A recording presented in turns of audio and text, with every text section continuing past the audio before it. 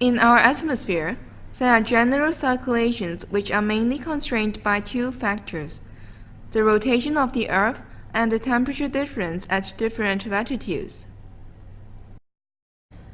As you may know, in each hemisphere, the atmospheric circulation consists of three cells: the Hadley cell, the Ferrel cell, and the polar cell.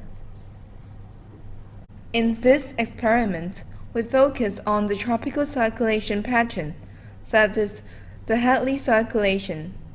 At low latitudes, the Coriolis parameter is small.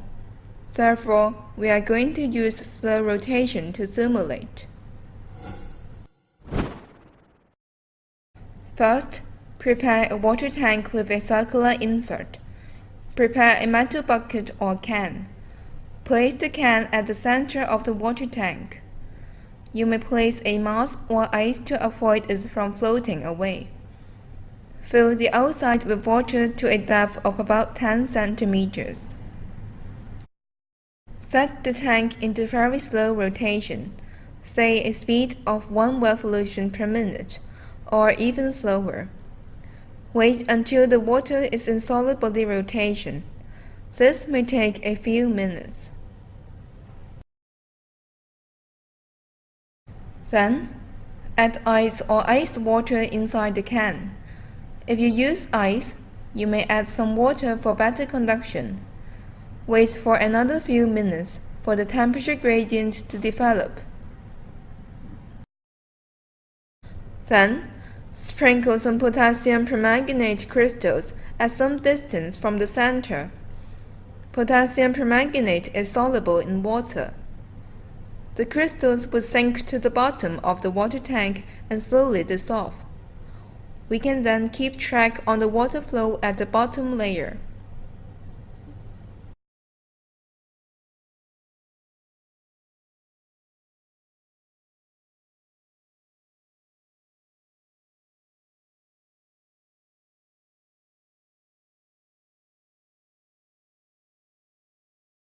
Add color dye near the can to show the interior flow.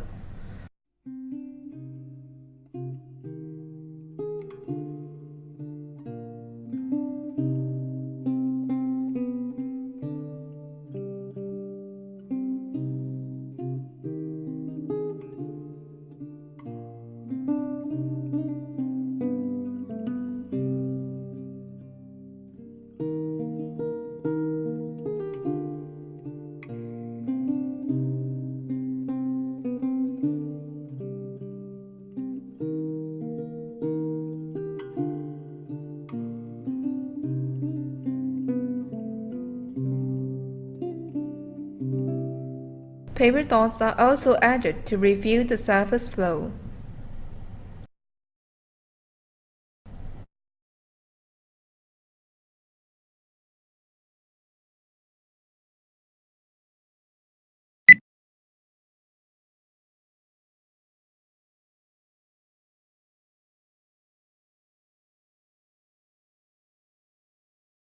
We can see that the bottom flow has an anticyclonic sense of flow and is deflected radially outward. Actually, this is an analog of the trade winds of the atmosphere.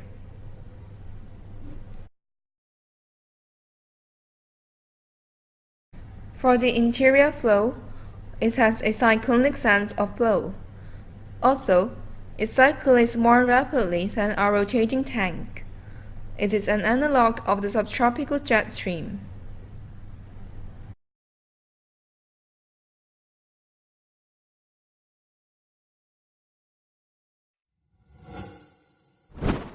You may go to www.windy.com, look at the real-time wind speed data. Focusing on the altitude of 10 kilometers, we can see the trade winds and the subtropical jet streams.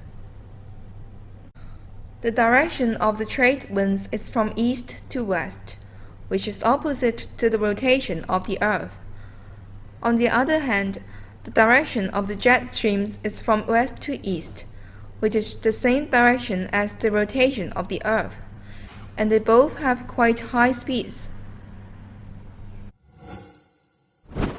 We did this experiment with a very slow rotating speed. You may try doing it with a higher rotating speed. What does it represent? And what do you expect to see? Actually, there are at least 4 situations can be demonstrated.